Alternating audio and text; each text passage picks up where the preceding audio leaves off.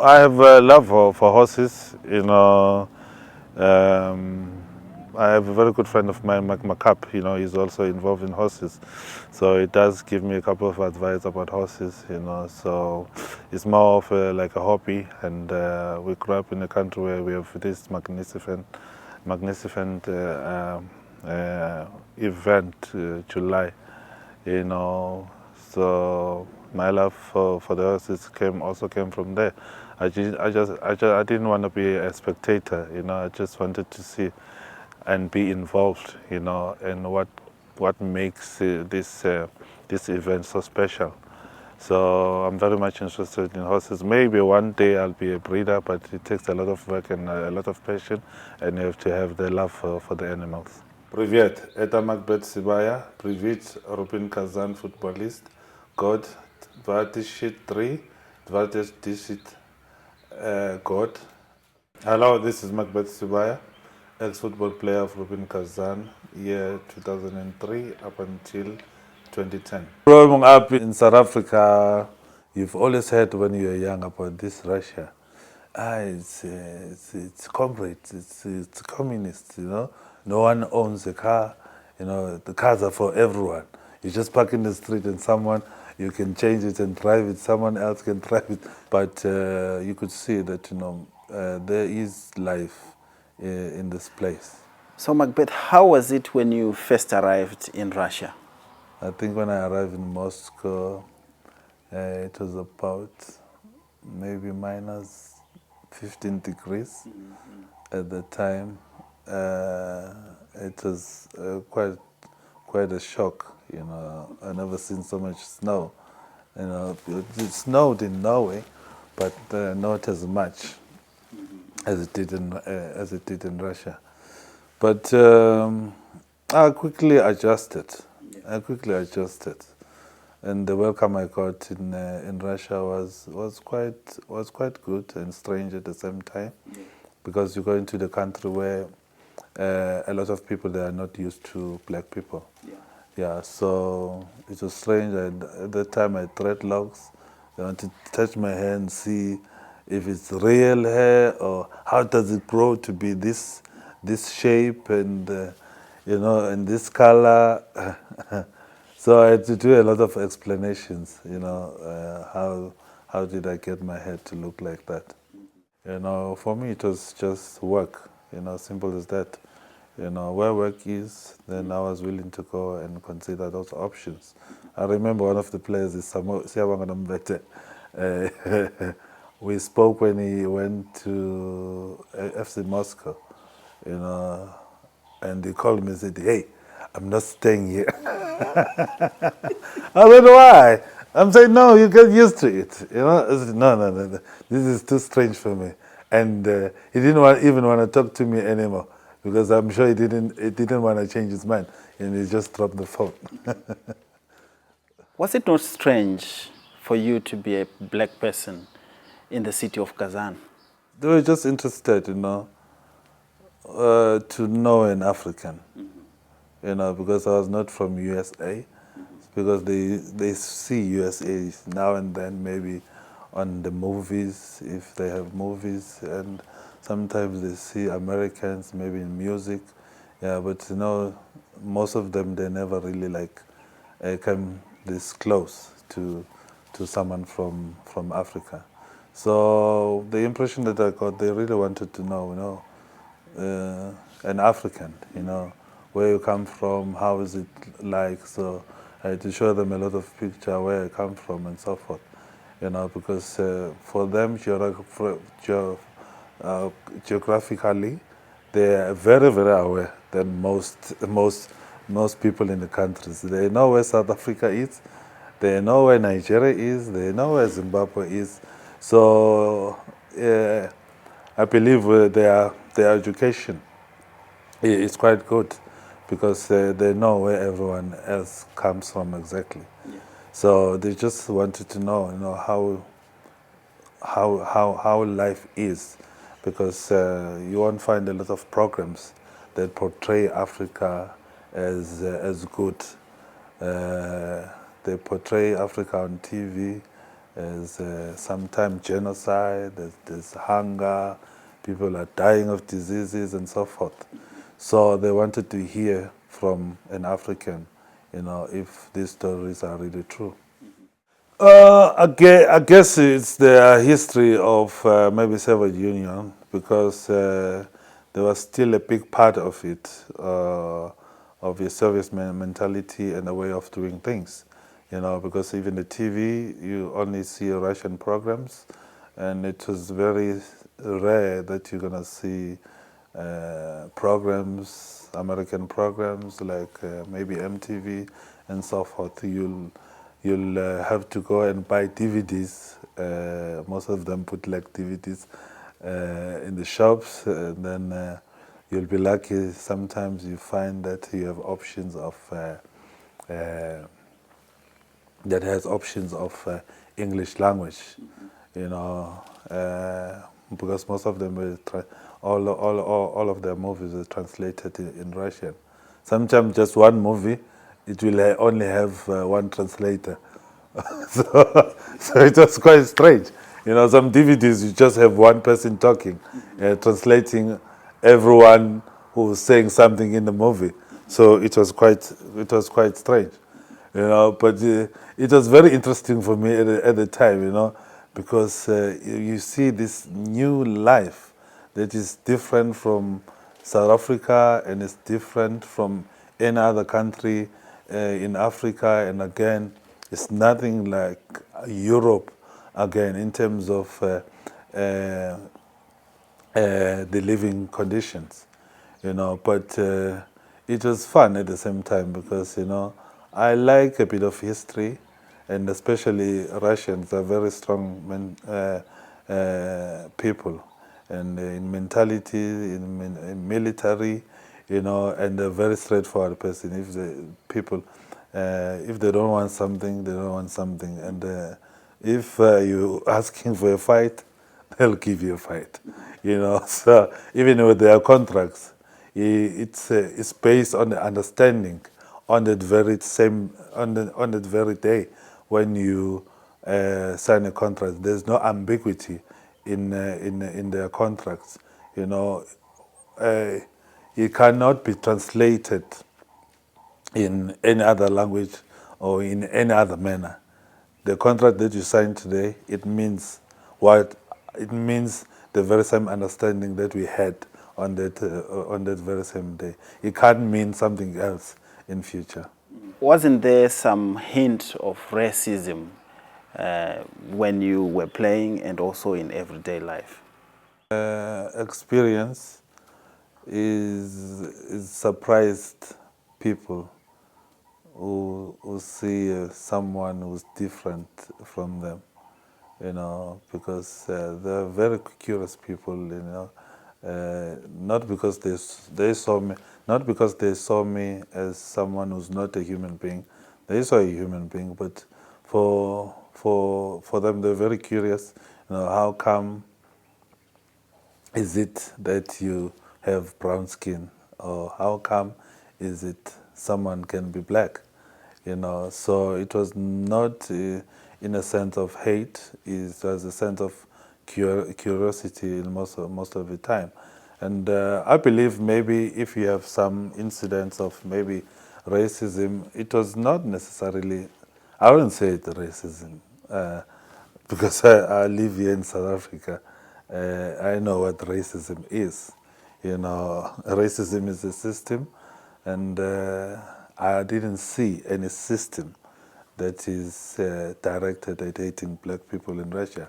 I just saw curious people, and again, some people who carry a narrative of what has been said about black people, not people who hate black people. But I'm saying, yeah, I live in South Africa. I know racism. It's not what you saw in... It's not what I saw in Russia. In your own view, has FIFA done enough to deal with the issue of racism in football? People who make decisions about those things are not black. So I guess maybe that's the problem.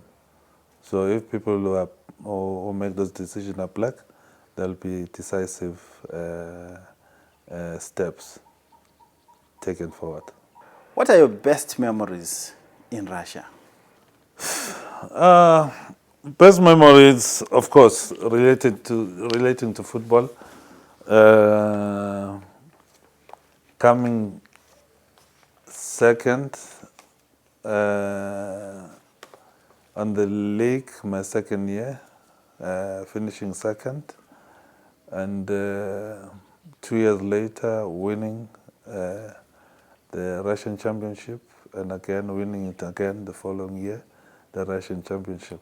So it was pretty amazing, from a club that has never played in a Premiership to do so well. And again, I'll be forever proud to everything I've achieved with the club, because I believe,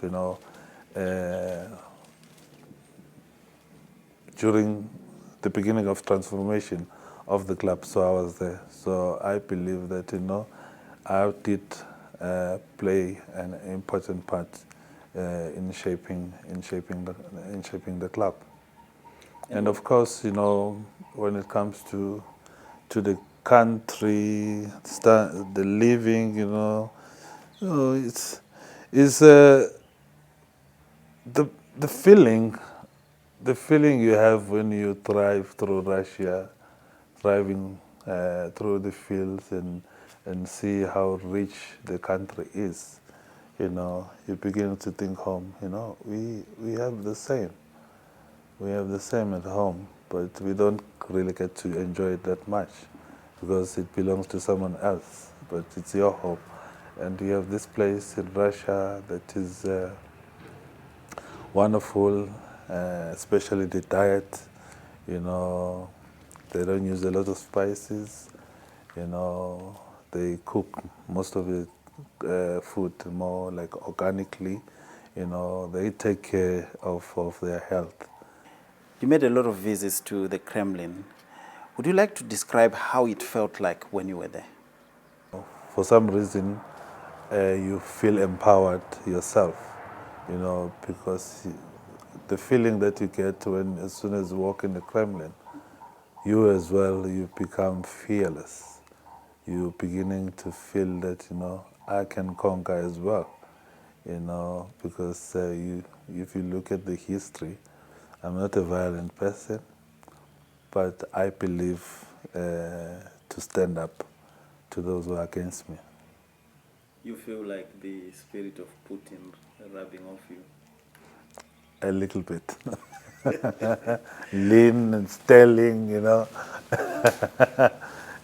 so you really, really feel empowered. You really feel empowered. You also had your momentous occasions.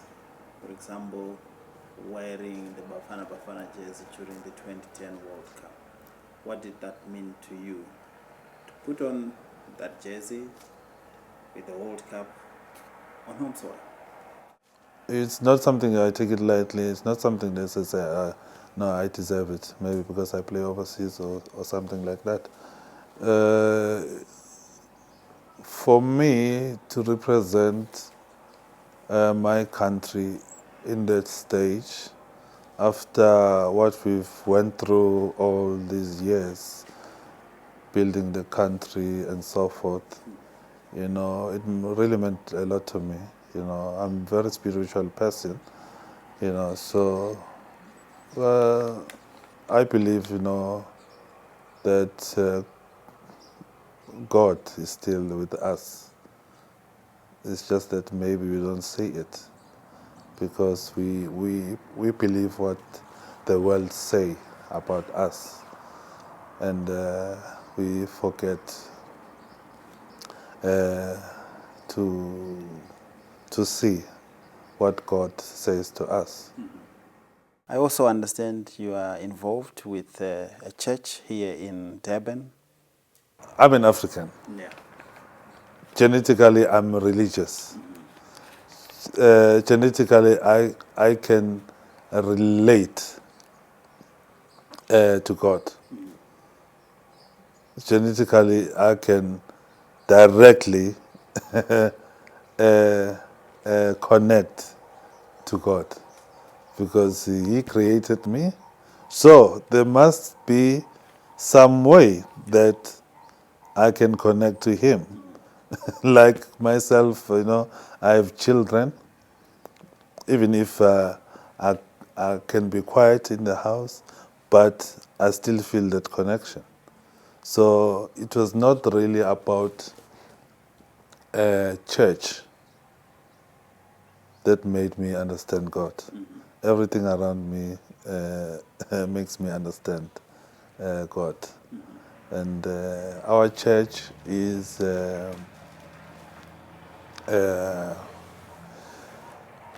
it's Zion, Yeah. the Zion, but not. Our Zion. It's here in South Africa. Is different. You get all different type of congregation of Zions here in South Africa because we believe that God didn't make a mistake of creating me the way I am. So I have to pray and worship God as who I am. So I'm an African and I am Umzulu. So that's how I will worship God, how He created me. So in my church, there's beating of drums. That's our instruments that we were given, taking them from our forefathers. Our forefathers, they did pray before the Bible. They did know there was God before the Bible. So the Bible doesn't really tell us, how we should connect to God, but it's a reference to our daily life. That there's certain things are going to happen in your life because they happened before, and the Bible also says those things are still going to happen. So whether it's good things or bad things, they're still going to happen. The Bible tells us that. Then you use maybe the verses from the Bible, to see how they relate to your life and how to get out of that situation. Because African religion is all about love. You find love in the Bible. You find God mentioning love in the Bible. You find Jesus mentioning life in the Bible. So our culture in general as Africans is always with love. So no one else cannot tell me that we don't know anything about love as Africans. No one can tell me anything that someone else taught me that there was God. My forefathers knew God, maybe more than I do. Yeah. You see, so I'm very, very religious. I pray twice a day, afternoons at 6 and pray in the morning at 6. So I teach my children Bible. I teach them how to relate to the Bible. I go to church on Sundays. So Bible is there just to teach you, to guide, how to be a human. I also understand you are involved with a church here in Durban. I build a church. That's exactly what I When wanted to say. Exactly what I want to hear. Please tell me more about it. I built a church. Where is the church? It's somewhere in under them. Okay.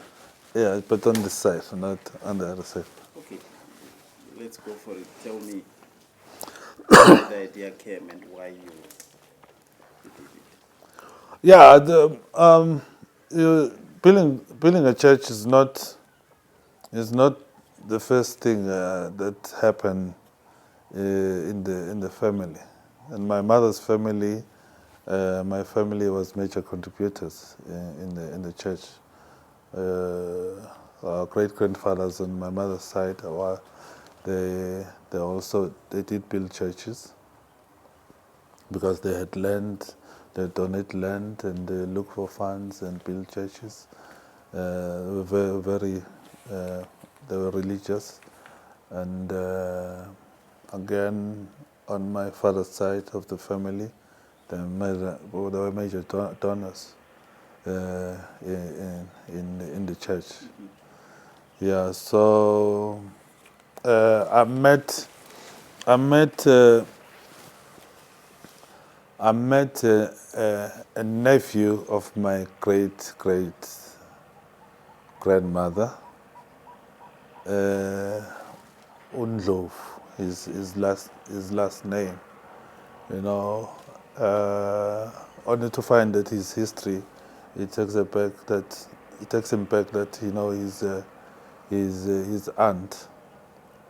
his aunt was married to my great father, like 5 generations back.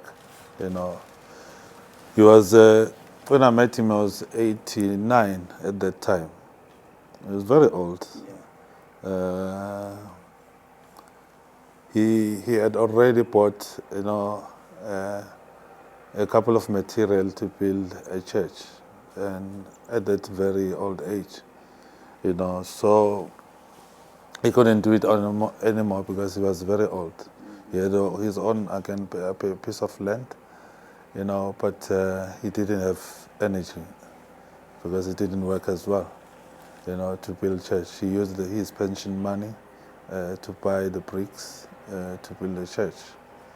Then for some reason that we met through my bishop, only to find at that time, no, we are related. When he tells us about his background, and he mentions who his aunt married at the time. So we started talking about church and so forth, because him as well, he just joined this congregation because he couldn't continue leading his congregants because he was old, and there were no successors. So I decided that I'm gonna do it for him. So by the miracle of God, I got some money left. So I got a friend of mine who was a contractor. He helped me as well. So he donated with labor. So he said, no, I won't pay for labor, fortunately. So I bought all the materials and started building. So it's a very nice church. It can accommodate about maybe 500 people, if I'm not mistaken. Yeah. So I believe maybe it was my biggest achievement again, the things that I've done in my life. Is that the reason why people were saying you want to take over the church or something? I think I read something in the newspapers. I have no interest in being a church leader. Absolutely no interest. Because, it's a hard work. It's hard work because it's not another church, it's a new establishment. It's not like any other church. Our church is strictly charity. Yeah. It's strictly charity because, even myself, I have to go house to house at some times. Maybe at 6 o'clock, we have to go, there's a problem somewhere, you have to go pray there. And it's from my own pocket, and I have to, someone is sick, is at the hospital, we go there and we go pray for that person. So there isn't anything fun about it. What's fun, what's rewarding about it is the feeling that you get after you've done the work. Yeah.